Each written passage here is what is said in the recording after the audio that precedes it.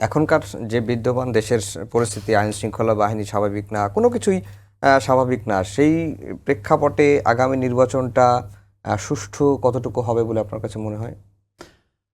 আমার মনে হয় যে সুষ্ঠু তো হওয়ার কথা, সুষ্ঠু হতে হবে। আমাদের নেতা বারবার বলেছেন আমাদের নেতাকর্মীদেরকে উদ্দেশ্য করে, আগামী নির্বাচন কিন্তু খুব কঠিন হবে।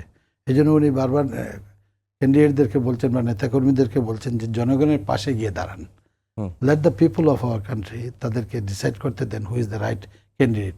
এবং এখানে যে রাজনীতি অনেক সময় আপনার ডিফিকাল্ট হয় ওইসব নেতাদের জন্য যারা জনবান্ধব নেতা নয় বা কর্মী বান্ধব নেতা নয়, তাদেরকেই উদ্দেশ্য করে যেটা বলা হচ্ছে যে go to the people and talk to them, তারপরে তাদের সাপোর্ট নিয়ে আপনারা আসেন।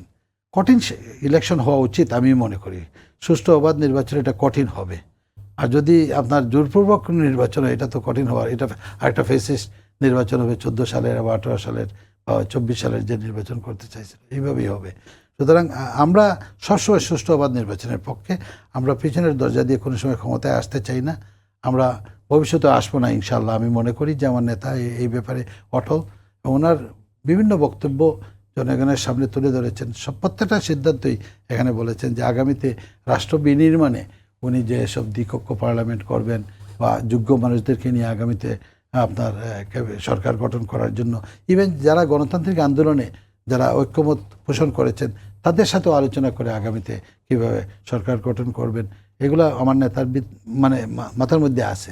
আমি মনে করি যে এসব জিনিস, বিষয়টা হইল চিন্তার বিষয়। রাজনীতি এত সহজ নয়। রাজনীতি হুট করে কোনো সিদ্ধান্ত বা হুট করে কোনো কথা বলা এটাও উচিত না। রাজনীতিতে বুঝে শুনে কিছু কথা বলা উচিত। এটা যেহেতু বিশাল একটা বিষয়, রাষ্ট্রের কাঠামো তৈরি করা বা জনগণের স্বার্থ নিয়ে আপনি চিন্তা করবেন, এগুলোতে সময়ের দরকার।